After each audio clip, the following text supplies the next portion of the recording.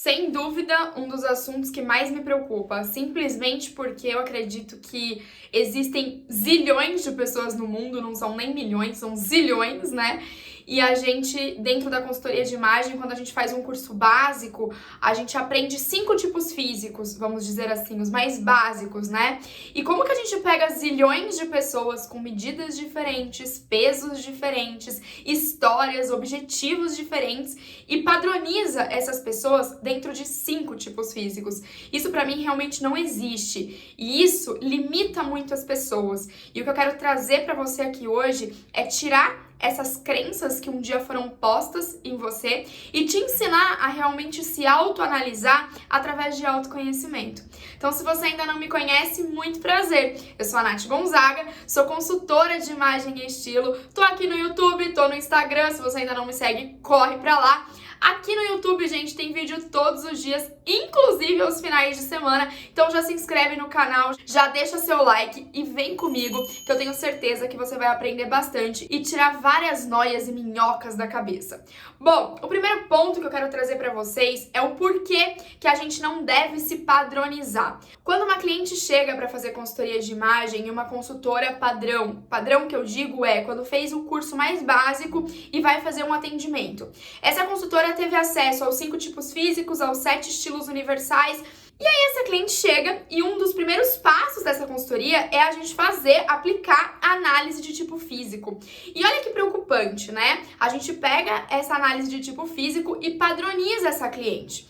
E isso pode criar um problema onde muitas vezes não existe. Por quê? Dentro desses 5 tipos físicos, existe um tipo físico que a consultoria de imagem considera como o tipo físico ideal.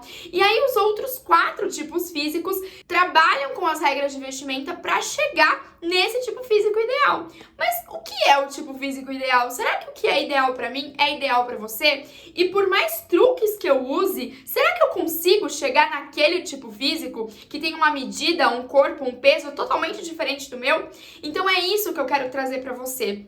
Isso não é possível. E quando a gente usa esse tipo de estereótipo, a gente entra em um ciclo vicioso de nunca alcançar um objetivo. E muitas vezes, quando essa consultora vai fazer uma análise padrão de tipo físico e padroniza essa cliente em um tipo físico, o que acontece? Ela cria problemas onde não tem. Por quê? Um tipo físico analisa que os ombros são mais largos que os quadris. Então, teoricamente, a pessoa não pode usar peças que tragam atenção para os ombros. Por quê? Isso vai dar mais volume nos ombros. E aí o que acontece? Nesses tipos físicos, a pessoa vai determinando, por exemplo, os ombros são mais largos que os quadris. Aí cria-se regras do que não pode usar para não aumentar os ombros e diminuir os quadris. Então, o que eu quero trazer para vocês é, muitas vezes essa cliente que está passando por essa análise nem passou pela cabeça dela que ela tinha os ombros mais largos.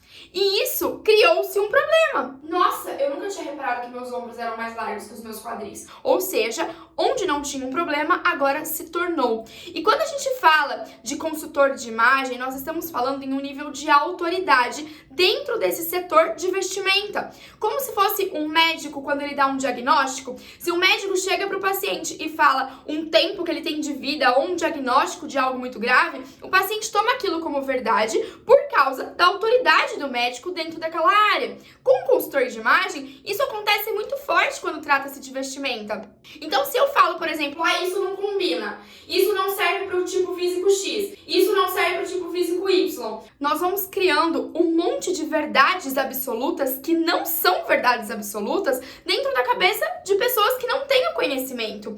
Então, quando a gente tem o autoconhecimento, é onde mora o nosso poder de não cair nessas ciladas e nessas autoridades. Voltando ao exemplo do médico, sabe quando você se informa sobre algo para você não ficar refém do médico? Muita gente fala isso, né? Eu preciso estudar para não ficar refém do médico, para o médico não fazer o que ele quiser comigo, para eu saber o que ele está falando. É a mesma coisa com a consultoria de imagem. Quando você tem conhecimento do seu estilo, conhecimento do seu corpo, você não cai nesse ciclo de regras, você não cai nesse ciclo que te limita, ok? E é isso que eu tô aqui para te conscientizar e te ensinar hoje. Como que você vai fazer esse processo de autoconhecimento com o seu corpo? Primeiro ponto é você aprender a olhar com o processo contrário. Como assim, Nath? Quando a gente vai fazer valorização de corpo, muitas clientes chegam pra mim e falam: como que eu valorizo o meu corpo? A primeira coisa que a cliente me pergunta, como valorizar, e ela fala: eu não gosto do meu quadril, eu não gosto do meu braço, eu não gosto da minha barriga. Ou seja, a gente tá buscando valorização através do disfarce. Isso não dá certo, isso não é congruente. A gente tem que buscar valorizar o que a gente gosta e disfarçar o que nos incomoda. Mas se nós queremos valorizar, a gente precisa identificar quais são as partes do nosso corpo que a gente gosta.